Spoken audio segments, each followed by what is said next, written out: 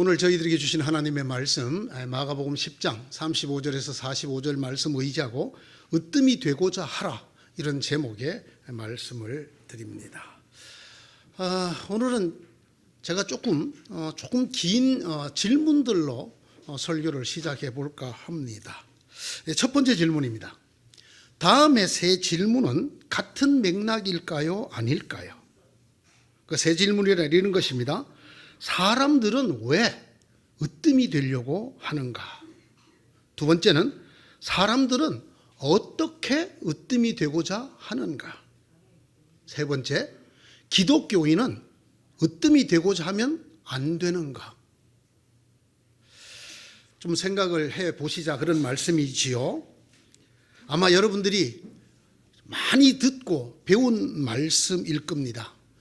이것이 기독교인들의 특징이고 기독교다움이고 기독교에서 매우 중요한 것이라고 가르치는 내용 중에 이런 것이 있습니다. 많이 가지지 마라. 많이 움켜쥐지 마라.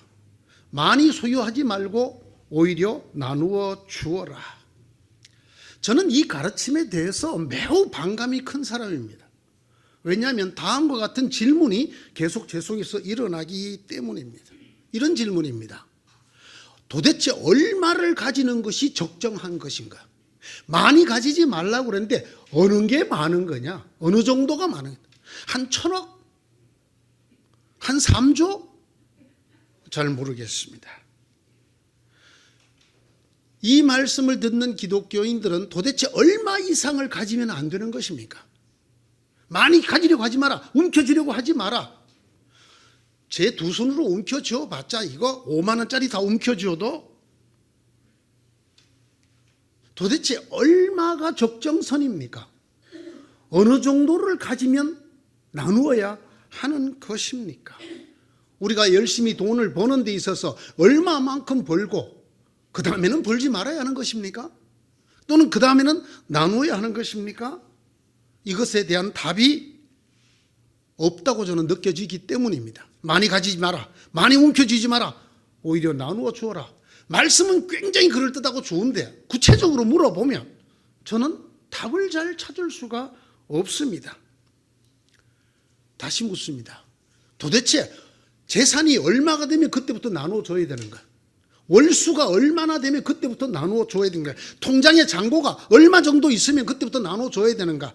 내가 전셋집 있을 때부터인가? 자택을 가질 때부터인가? 월세를 가졌을 때부터인가? 이런 얘기는 하지 않습니다. 그리고 말합니다. 많이 가지지 마라. 나누어 주어라. 저는 도대체 어떻게 해야 되는지를 잘 모르겠습니다. 또 이런 질문이 생깁니다.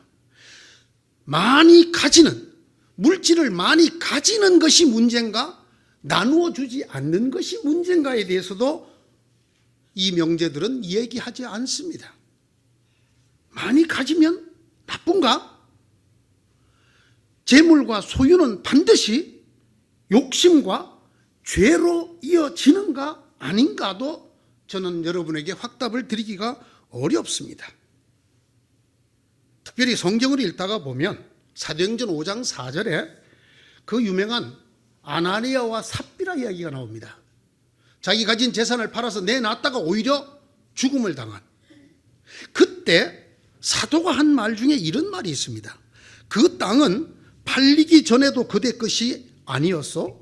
또 팔린 뒤에도 그대 마음대로 할 수 있던 것이 아니었어? 무슨 말입니까? 내놔도 되고 안 내놔도 되는 걸 네가 속이고 내놨다는 겁니다. 전부를 다 내는 것처럼 부분만 내놨다는 거죠.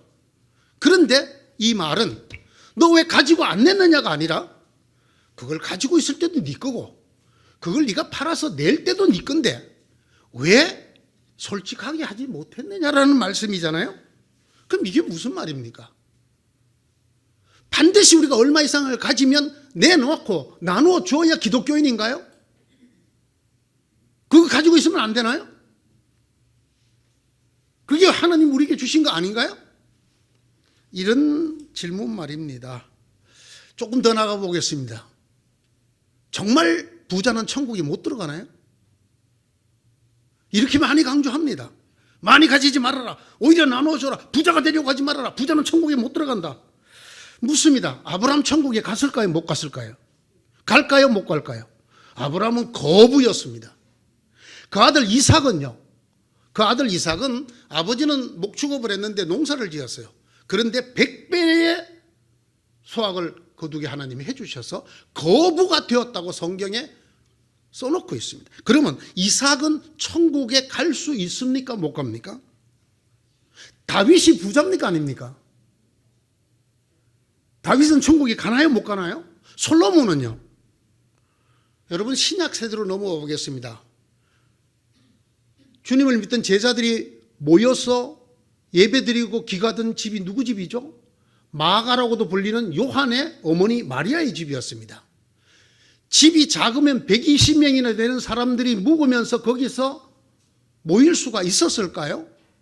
이 집이 부자였을까요? 아닐까요? 부자였습니다. 그래서 바울이 전도여행을 갈 때 이 마가 요한이 따랐었습니다. 그가 돈을 댔단 말입니다.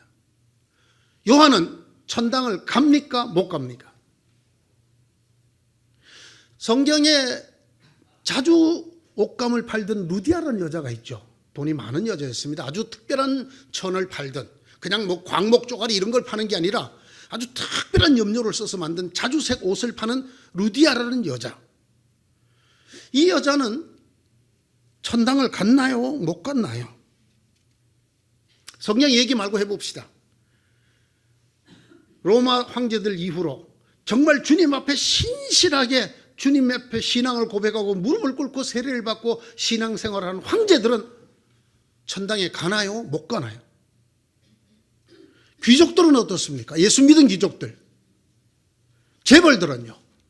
예수 잘 믿는 재벌들은, 예수 잘 믿는 사업가는, 재력가는, 아니 우리 동네에서 집 2채 가지고 세놓고 먹고 사는 우리 동네 부자 아저씨, 교회 열심히 다니는데 그분은 천당을 갑니까? 못 갑니까? 이런 질문에 대한 답을 하지 않고 이렇게만 가르칩니다. 많이 가지지 마라. 부자가 되려고 하지 마라. 천당 못 간다. 나누어 주어라. 저는 그 말에 동의하지 않습니다. 그런 것들이 오늘 제 설교의 주제입니다. 하나만 더 해보겠습니다. 역시 많은 교회가 아주 진지하게 가르치는, 제가 볼 때는 웃기는 말씀입니다. 권력을 가지려고 하지 말아라. 높은 지위에 오르려고 하지 말아라. 즉 힘을 가지지 말아라. 오히려 섬기는 자가 되라. 오늘 성경 본문대로 하자면 으뜸이 되려고 하지 마라. 섬겨라. 저는 설교 제목을 이렇게 잡았습니다. 으뜸이 되고자 하라. 왜? 여기에도 많은 질문이 있기 때문입니다. 자, 어느 정도 권력을 쥐면 되고 어느 정도 이상은 안 되는 겁니까? 도대체 담임 목사는 괜찮습니까? 노회장은? 총회장은? 됩니까? 안 됩니까? 총회장? 예? 그 총회장 한번 해보려고 10억이 넘는 돈을 써가 1차 떨어져, 재수 떨어져, 3수? 이게 돼야 안 돼요?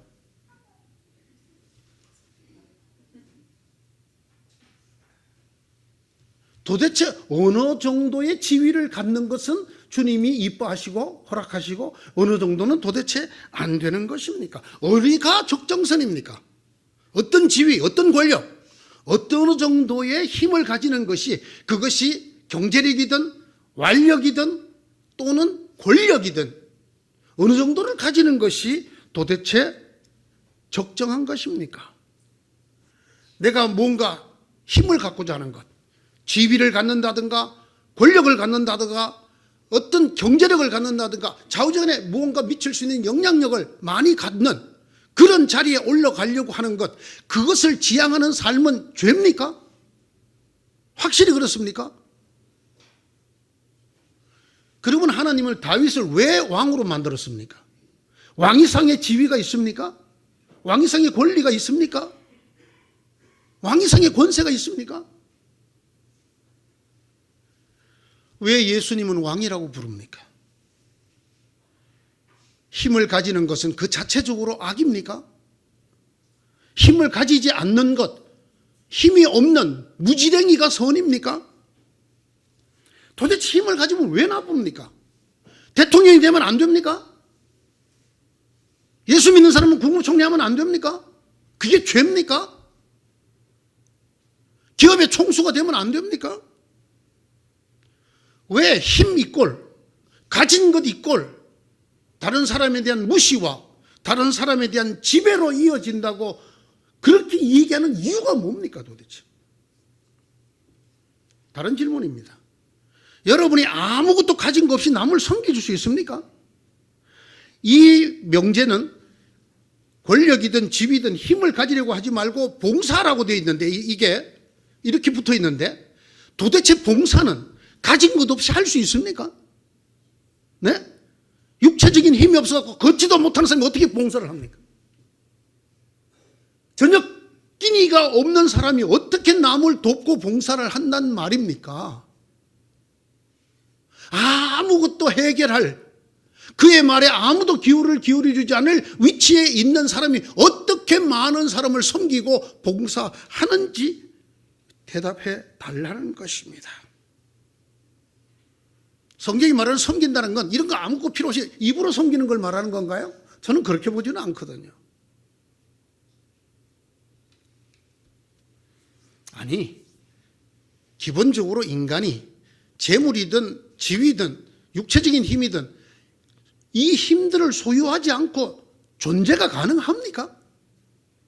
존속할 수 있습니까? 여러분 병원에 왜 갑니까?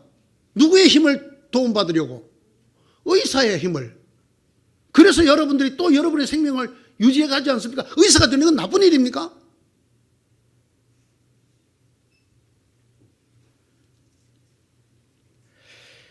이런 질문으로 이어져요. 기독교는 결국 무소유를 지향하는가? 한때 이 제목의 책을 써서 유명해진 스님이 계셨죠. 무소유. 굉장히 좋아 보입니다. 근데 아세요? 그분이 블랙카드를 갖고 살았다는 거? 결제 한도액이 없는 블랙카드를 갖고 계셨다고요. 골든카드가 아니라. 무소유. 기독교는 과연 무소유를 지향하는가? 우리 모두 다 있는 거 다 주고 우리 가난하게 무지랭이로 살아야 하나님이 영광을 받으십니다. 그 말인가요?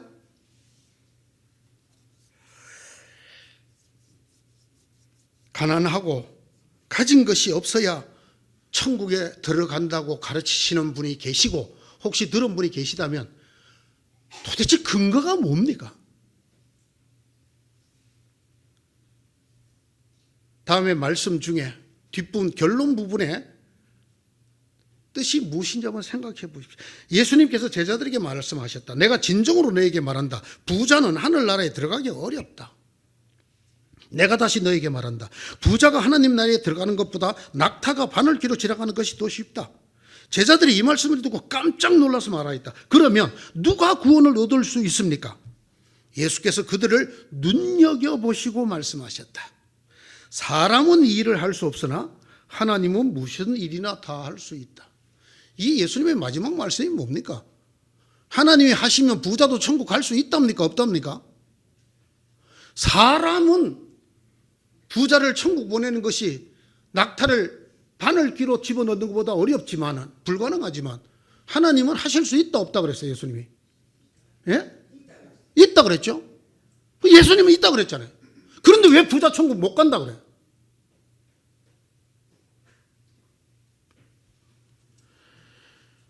모든 것의 기원을 다루는 책이라는 이름이 창세기입니다. 창세기, 제네시스라는 것은 기원이라는 글자인데, 이 모든 것의 기원을 밝히는 창세기에 창대하라, 창대하라, 창성하고 위대하라 라는 말이 하나님의 축복으로 나옵니까? 저주로 나옵니까? 부자가 천국에 못 가면, 창대함을 받으면 천국 못 가잖아요. 그렇다면 이건 저주입니까? 그 논리대로 하자면 이건 저주입니까? 축복입니까? 만약에 부자가 천국에 못 간다는 단순 논리로 이걸 적용하면 창세기 하나님이 창대하라고 말씀하신 것 자체는 천국 가지 마라 그 말이잖아요. 성경에 창대한 복을 받은 사람을 제가 우선 몇 사람만 좀 들어보세요. 야벳. 하나님이 야벳을 창대하게 하사, 하나님이 창대하게 하셨다는 거예요. 왜? 몰라. 만약에 부자가 천국에 못 간다고 가르치시는 분들의 말씀대로 하자면 하나님 이 사람 천국에 안 보내려고 그러시나? 그건 아닐 거야. 왜? 다음 사람 보면 다 알아. 아브라함. 내가 너로 큰 민족을 이루고 네게 복을 주어 네 이름을 창대하게 하리니 너는 복이 될지라. 분명히 창대가 복이라고 말하고 있죠. 그런데 왜 창대해지면 천국에 못 간다는 거야? 세 번째, 이삭이 그 땅에서 농사하여 그 해에 100배나 얻었고 여호와께서 복을 주심으로 그 사람이 창대하고 왕성하여 마침내 거부가 되었더라. 창세기 26장 13절에 나와요. 그냥 부자도 아니고 거부가 됐으니, 부자는 천국에 못 간다는 사람들이 얘기들 하자면 이삭은 천국에는 얼씬도 할 수 없는 사람이 되어버렸겠네요. 솔로몬, 다윗의 아들 솔로몬의 왕위가 견고하여 가며 그의 하나님 여호와께서 그와 함께 하사 심히 창대하게 하시니라. 모르드게가 왕궁에서 존귀하여 점점 창대하며 이 사람 모르드게의 명성이 각 지방에 퍼지더라. 욥, 내 시작은 미아가 있으나 내 나중은 심히 창대하리라. 다윗은 이렇게 기도했어요. 나를 더욱 창대하게 하시고 돌이키사 나를 위로하소서. 다윗의 이 기도를 하나님 나를 절대로 천국까지 못하게 하십시오라는 기도로 들립니까 여러분? 부자가 천국에 못 간다고 단순 논리로 설명을 하면 다윗이 이 기도는 하나님 나를 천국 못 가게 해 주십시오 라는 기도가 되지 않습니까? 그런 기도 맞습니까? 하나 더 보겠습니다. 또 창세기 얘기입니다. 하나님께서 인간을 만드시는 그때 하나님께서 인간에게 명령을 내리십니다. 뭐라고요? 생육하고 번성하라. 이게 축복입니까? 저주입니까? 부자 천국에 못 가는데요? 어떤 사람들의 논리에 따르면? 그럼 이거 저주잖아요. 그런데 분명히 성경에는 축복으로 나와 있죠?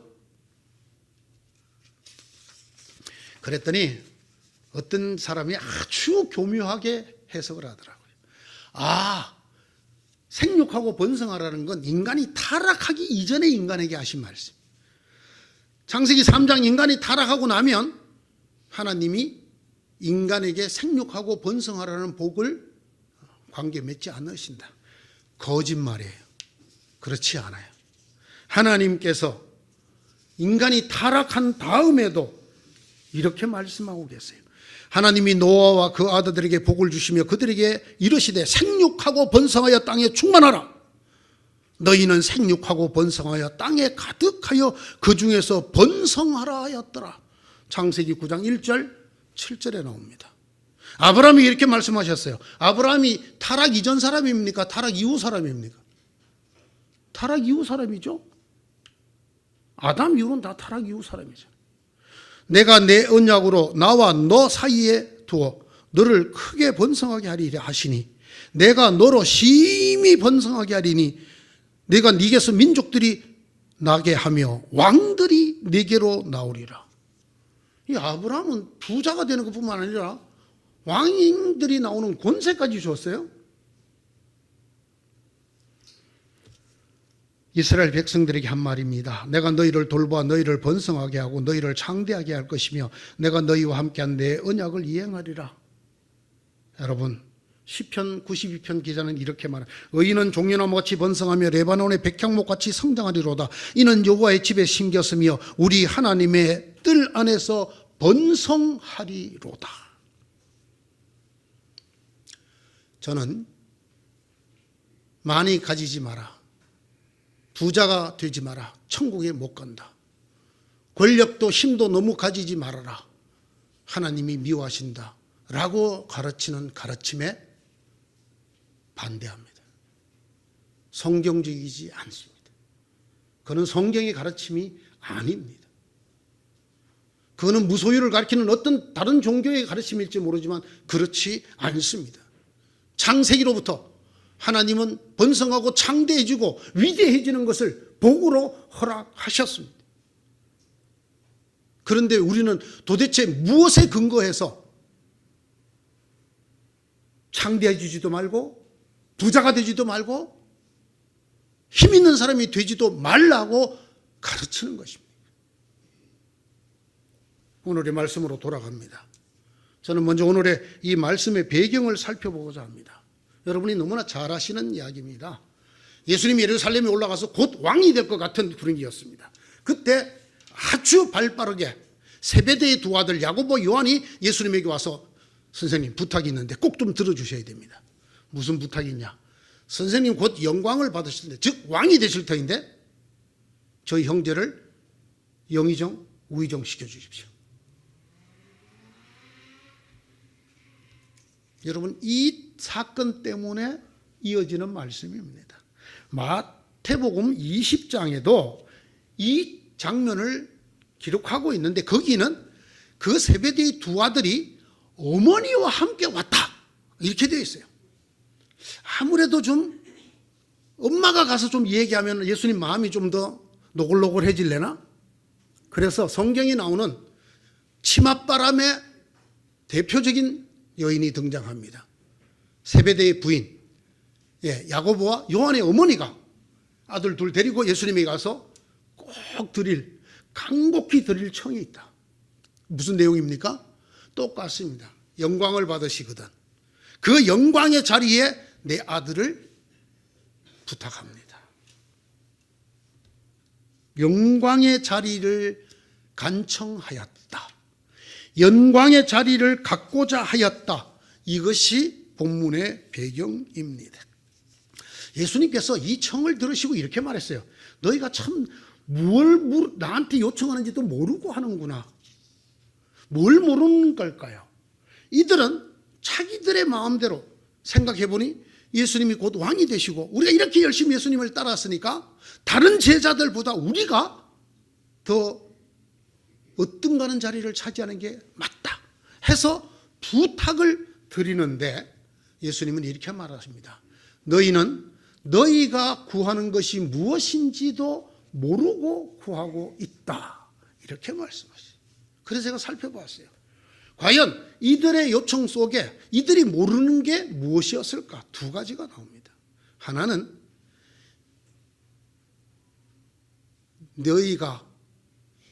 내가 가는 길이 영광의 길이라고 생각하고 왕이 될 거라고 생각하는데 내가 마시는 잔, 내가 받을 세례를 너희도 받을 수 있느냐? 그건 제자들이 지금 모르는 거잖아요. 그게 뭡니까? 여러분, 똑같은 예수님이 마시는 잔에 대해서 겟세마네 동산에서 예수님이 밝히고 있습니다. 아버지여, 할 수만 있다면 이 잔을 지나가게 해 주옵소서. 그 잔이 뭡니까? 죽음의 잔이에요. 십자가에 죽는 죽음의 잔이에요. 나는 지금 나는 지금 죽으러 간다. 너희는 내가 영광을 받으러 가는 줄 알지만 나는 지금 죽으러 간다. 그런데 내가 죽을 때 너 오른쪽에 너 왼쪽에 같이 죽여주냐? 이 말이잖아요. 너희가 나한테 지금 원하는 걸 내가 액면 그대로 들어주면 내가 죽을 때 너희도 강도 둘 대신에 야고보, 요한 이렇게 셋이 죽어야 되잖아요. 그것도 모르고 너희가 지금 내가 영광을 받으러 간다고 왕이 될 거라고 생각하고 하고 있으니 참 안타깝다. 또 하나는 뭐를 모르는 걸까요? 자세히 성경을 봅니다. 이렇게 말합니다. 너희가 설사 나와 같이 십자가를 지고 죽을 수 있을 망정 그 영광의 자리에 앉게 하는 건 내 몫이 아니다. 내가 할 수 있는 게 아니다. 내가 할 수 있는 일이 아니다는 것을 너희가 모른다. 그 일은 누가 할 수 있다 오직 하나님 아버지만 하실 수 있다. 나도 근본 하나님과 본체지만 죽으러 온 나는 그걸 할 수 있는 권한이 없다. 아버지만 그 일을 할 수 있다는 걸 너희가 모르고 나한테 빈다. 지금 너희가 그것을 모르고 나한테 빌고 있다. 이렇게 예수님께서는 너희는 너희가 무엇을 구하는지 알지 못하고 있다고 말씀하고 있습니다. 우리가 주님을 따르고 주님과 같은 고난을 받고 주님께서 지신 십자가를 진다고 해서 우리 모두가 주님의 오른쪽 왼쪽에 앉게 되지 않을 수도 있다라는 사실을 기독교인들은 알아야 합니다. 흔히 이렇게 말합니다. 우리가 모든 것을 바쳐 주를 따랐으니 주께서 여러분들에게 크고 좋은 것으로 채워주실 것이다. 예전에는 60년대 70년대는 큰 신 봉사하고 순교당한 분들이 천국에서 그냥 구중궁궐 같은 집에 살고 있더라. 누가? 천국 갔다 왔다고 말하는 사람이. 그런데 이 2000년쯤 되니까 겁나 좋은 아파트에 살더라는 거예요. 천국의 환경이 바뀌었어요. 그러나 동일한 주제가 있는데 뭡니까? 저 세상에 가서 억수로 좋은 것을 가지고 억수로 좋은 자리에 있더라 합니다. 여러분 혹시 그런 간증을 듣거나 설교를 들으면서 질문해 본 적이 있습니까? 천국이 과연 그렇게 차등이 있는 곳인가? 더 좋은 걸 가진 사람, 덜 좋은 걸 가진 사람, 더 좋은 자리, 더 나쁜 자리, 이 구별이 있으면 천국이 됩니까? 안 됩니까? 그러면 나 같은 인간은 천국 갈 때 고성능 망원경을 가져가야 돼. 워낙 내가 한계 없기 때문에 주님으로부터 제일 멀리 떨어져 있기 때문에 안 보여, 주님이. 아주 고성능 망원경 가져가야 주님 보일지 말지야. 그게 천국 맞습니까? 얼마나 많은 교회가, 얼마나 많은 주의 종들이 여러분이 열심히 헌신하고 봉사하면 천국에서 무엇이 크리라? 상급이 크리라. 딱 자본주의적 해석이잖아요. 그곳에 가서 더 많이, 아니 천국에 그게 필요한답니까?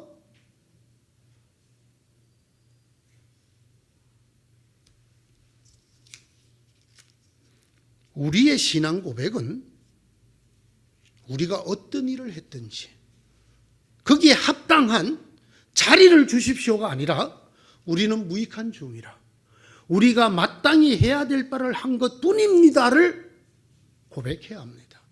저는 이것을 가르쳐야 마땅하다고 생각합니다. 한국교회가 이것 대신에 여러분이 열심히 헌신, 봉사, 수고, 노력하면, 헌금 많이 하면 하늘나라 가서 좋은 것 받는다. 이 투자를 가르쳐. 투자. 베팅 잘해. 여기 베팅은 확실해. 이거 안 날라가. 여기 베팅하면 60배, 100배 받아. 이와 같이 너희도 명령을 받은 대로 다 하고 나서 우리는 쓸모없는 종입니다. 우리는 마땅히 해야 할 일을 하였을 뿐입니다. 하여라. 누가복음 17장 10절의 말씀이지요. 오늘 말씀에 배경이 하나 더 나옵니다. 41절에 나오는데요. 그런데 열 제자가 이것을 듣고 야고보 요한에게 분개하였다라는 이야기가 쓰여져 있습니다. 그리고 이 열 제자가 분개하는 걸 보고 예수님이 그들을 다 가까이 불러서서 하시는 말씀이 이 말씀의 줄을 이루고 있는 말씀입니다. 야고보와 요한, 그리고 그 어머니가 예수님에게 한 간청을 듣고 제자들이 분개하였다. 이 분개하였다는 말을 헬라어로 찾아봤어요. 이 분개하였다는 말이 바다에 풍랑이 일듯이, 그것도 아주 격렬한 풍랑, 경랑이 일듯이 우리 마음이 부글부글 거려가지고 분노하는 거, 이걸 쓰고 있습니다. 바다에 경랑이 일듯이 격분하였다라는 것입니다. 왜 그랬을까요? 왜 그랬을까요? 이게 두 번째 배경입니다. 다른 제자들 마음에도 사실은 야고보, 요한 같은 마음이 있었다, 없었다? 있었다. 그런데 이것들이 선수를 쳤어. 그리고 엄마까지 데리고 와갖고 이 비겁한 놈들 같으니라고. 우리끼리도 아니고 엄마까지 데리고 와갖고. 실제로 그랬을까요? 안 그랬을까요? 그랬어요. 그랬다니까요. 어디에 나오느냐? 누가복음, 마가복음 10장 앞에 나와요. 9장에 가면 이 얘기가 나와요. 그들은 가버나움으로 갔다. 예수께서 집안에 계실 때 제자들에게 물으셨다. 너희가 길에서 무슨 일로 다투었느냐? 제자들은 잠잠하였다. 그들은 길에서 누가 가장 큰 사람이냐 하는 것으로 서로 다투었던 것이다. 즉 예수님이 왕이 되면 누가 영의정에 앉느냐 하는 거로 싸웠다는 거예요. 서로. 누가복음은 이렇게 기록하고 있습니다. 제자들 사이에서는 자기들 가운데서 누가 가장 큰 사람이냐는 문제로 다툼이 일어났다.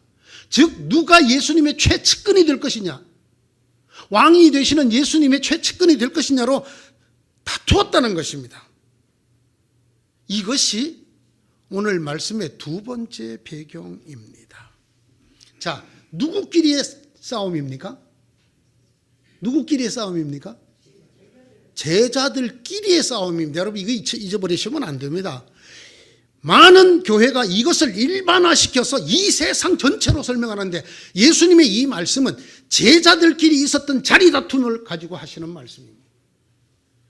제자들이 서로 내 공로가 더 크고 내가 더 예수님의 측근이라고, 내가 예수님이 더 큰 사랑을 받고 좋은 것을 얻어야 마땅하다고 서로가 어떻게 했다고? 서로가 싸웠다. 다투었다라는 것입니다. 다투었다. 제자들이라는 사람들끼리의 자리 다툼. 여기에 대해서 예수님이 하시는 말씀. 너희들은 그래서는 안 된다. 너희끼리는 그래서는 안 된다. 자, 오늘 말씀을 한번 보십시다. 43절. 그러나 그 다음에 뭡니까?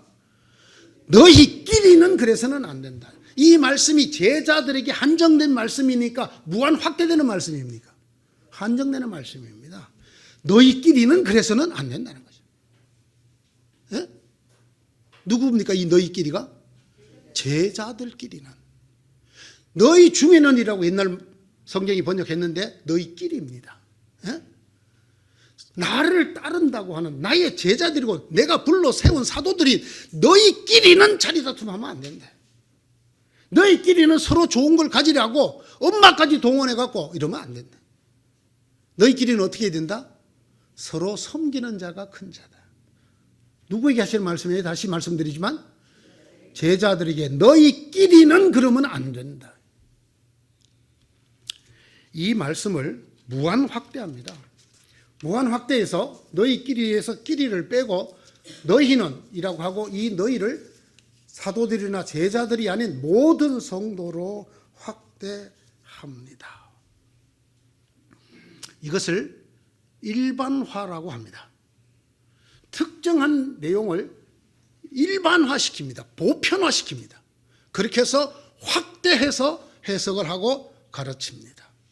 이것의 큰 위험은 정확한 상황, 정확한 대상에게 한 말을 모든 상황, 모든 사람에게 확대시킴으로 해서 그 의미가 살아나는 것이 아니라 의미가 희석이 되고 초점을 잃게 된다는 것입니다. 그래서 이헐령 비헐령, 귀에 걸면 귀걸이, 코에 걸면 코걸이로 마구제비로 융단 폭격을 합니다. 주님 말씀하셨습니다. 너희는 이러면 안 된다. 높은 자리 찾으려고 하지 마. 돈 많이 가지려고 하지 마. 부자들 회개해. 주님 그렇게 말씀하시는 게 아니거든요. 아니거든요. 이보다 더 위험한 일이 있어요. 그게 뭐냐? 이렇게 말씀을 특정 상황, 특정의 대상에게 한 말씀을 무한 확대해서 일반화시킬 때 오는 이 참 주제의 흐려짐과 초점 안 맞음과 애매모호함과 두리뭉술이함보다 더 위험한 게 뭐냐면 말씀 중에 일부를 취사 선택을 하는 거예요. 취사 선택. 다른 거 다 빼고 으뜸이 되고자 하는 사람은 모든 사람의 종이 되어라. 종이 되어라. 이것만 딱 빼는 거예요. 취사 선택. 버릴 거 싹 버리고 취할 거 취하는 거예요. 이런 일을 교회의 가르치면서 우리가 너무나 많이 봅니다. 너무나 많이. 그리고 왜곡을 시켜. 왜곡의 가장 대표적인 이야기는 제가 오늘 아침에도 읽다가 나온 신학자 연세대학교 허호익 교수라는 사가 쓴 책인데 거기에 틀리게 쓴 게 있어요. 그게 뭐냐 하면 사도행전 1장 8절이에요. 사도행전 1장 8절이 뭡니까? 성령이 너희에게 임하시면 너희가 능력을 받고 예루살렘과 온 유대와 사마리아와 땅끝까지 이르러 내 증인이 되리라입니다. 에세스대. 비동사의 단순 미래입니다. 무슨 말입니까? 예언문이란 말입니다. 되어진다 두고 봐라. 이게 사도행전 절체의 주제이고 구조이거든요. 내가 말한 대로 성령이 임하기만 하면 너희가 저절로 땅끝까지 이르러 내 증인이 되어진다 두고 봐라. 예언문이에요. 제가 들은 이 본문 설교 또는 이 사도행전 1장 8절을 인용하는 분들의 설교의 대부분은 땅끝까지 이르러 복음의 증인이 되라고 주님이 말씀하셨다. 예언문을 명령문으로 바꿉니다. 그 허 교수도 그렇게 썼어요. 주님이 우리에게 주신 지상과제가 둘이 있는데 마태복음 28장에 나오는 모든 민족으로 제자를 삼아 아버지와 아들과 성령 이름으로 세례를 주고 내가 너에게 분반 모든 것을 가르쳐 지키게 하라와 땅끝까지 이르러 복음을 전하라는 두 말이다. 틀린 말이에요. 두 번째 건 아니올시다예요. 꼭 이렇게 선교, 복음 전파를 지상과제로 하고 싶으면 마가복음을 드셔야 합니다. 마가복음 16장 15절 16절을 드셔야 해요. 그러므로 너희는 가서 만민에게 복음을 전파하라. 듣고 세례를 받는 자는 구원을 받을 것이요. 여기서 따가서 이름 진 만민중앙교회가 있잖아요. 예수님이 만민에게 복음을 전파하라고 말씀하셨어요. 그는 사도행전이 아니고 마가복음이라고요. 사도행전에는 예수님의 예언문이라고요. 이거 보젓하게 우리나라의 유수한 신학자도 이렇게 말을 하니 사람들이 이렇게 믿을 수밖에. 그래서 지금도 있는지 모르겠는데요. 강남 고속버스 터미널 옆에 땅끝 선교회라는 간판도 무지 대빵 큰 선교회가 있었어요. 땅끝 선교회에서 어디서 따왔어요? 오직 성령이 너희에게 마시면 너희가 권능을 받고 예루살렘과 온 유대와 사마리아와 땅끝까지 이르러 내 증인이 되리라. 그걸 써놨잖아요. 번듯하게. 그리고는 땅끝까지 선교하라고 명령하셨다. 명령 안 하셨거든요. 명령문이 아니거든요. 그런데 많은 교회가 그렇게 가르치고 많은 성도가 너무나 당연하게 아멘. 많은 성도들이 기도할 때 보면 주님 땅끝까지 이르러 복음의 증인이 되라고 그랬는데 언제 되라고 그랬어? 되리라 그랬지. 땅끝까지 이르러 복음을 전하지 못한 우리를 용서하여 주시고. 그렇게 기도하시면 안 돼요. 성경에 없는 말이거든요. 오히려 주님 우리에게 나가서 만민에게 복음을 전파하시는데 우리가 복음을 전파하지 못한. 좋아요. 그런데 왜 성경에 없는 말을 왜곡시켜서 가르치고 듣고 아멘 하냔 말이에요. 이게요, 아까 말한 일반화보다 월등히 위험합니다. 요거는 다음 주에 계속하겠습니다. 채널 고정. 다음 주에 꼭 다시 나오시기 바랍니다. 기도합시다. 주님, 우리 눈을 여셔서 진리를 밝히 보여주시고 성령이 우리 속에 스승이 되셔서 주의 말씀을 올바르게 받으며 올바르게 듣고 전하는 저희가 되게 하여 주옵소서. 아버지 하나님, 어떤 의도를 가졌는지 모르지만 말씀으로부터 우리가 듣는 것이 아니라 내 생각을 말씀 속에 집어넣어서 말씀으로 내 말에 권위를 삼고 잘못된 말씀으로 만들어 전하는 이 잘못을 저희들이 더 이상 범하지 않게 하시고 그런 말씀을 샅샅이 가려낼 수 있는 은혜를 주셔서 저희가 올곧은 말씀 안에 있는 아들, 딸들 되게 하여 주시옵소서. 주님, 고난을 받는 첫째 주간입니다. 주님이 말씀을 대충 전했다면 고난을 받았겠습니까? 사도 바울이 말한 것처럼 하나님의 말씀을 올곧게 전하고자 하지 않았으면 고난을 받았겠습니까? 복음에 물을 탔더라면 주님, 이 사순절 첫째 주간에 주께서 가신 길, 주의 뒤를 따라갔던 사도 바울의 길, 올곧게 말씀을 전하고 듣는 그 길, 비록 좁은 길이고 고난의 길이라도 그 길로 갈 수 있는 믿음 주시고 은혜를 다하여 주옵소서. 예수님 이름으로 기도드리옵나이다. 아멘.